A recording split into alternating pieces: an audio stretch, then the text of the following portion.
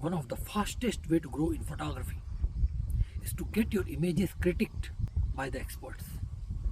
You must get a genuine feedback.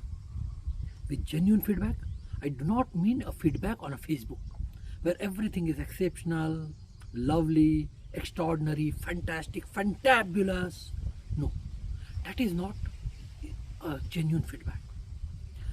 You must be critiqued alongside the fellow photographers, and one of the best way to do it is to compete in a photography competition. Now when you are applying for a photography competition, you genuinely research on the type of photographs which are to be submitted. You go through your portfolio, you select the best out of it. Now when you select best out of it, be a strict judge for yourself. Discard any image which does not have any creativity, does not have any quality, does not have a proper composition. Select only the best. Even if you think that this competition is not a high level competition, there is no point in submitting a good photograph. No, you must select your best photograph and submit it. When you have already submitted in the competition, then what you do? You wait for the result. You wait for the shortlisted images.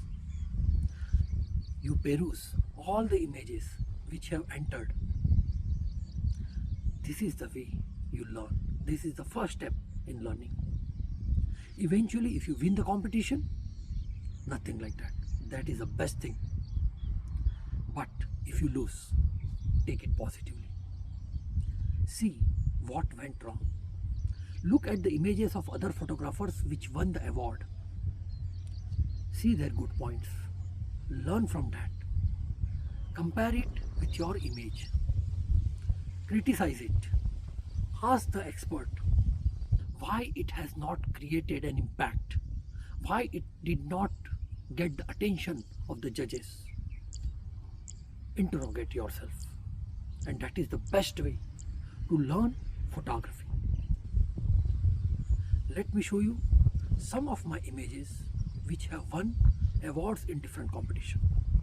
But before that, let me tell you one thing very categorically, that photography competition is highly subjective. Judges have their own perception. Listen to one of the international judge, Miss Nasipae Wilde, what she has to say about this subjective perception in photography competition.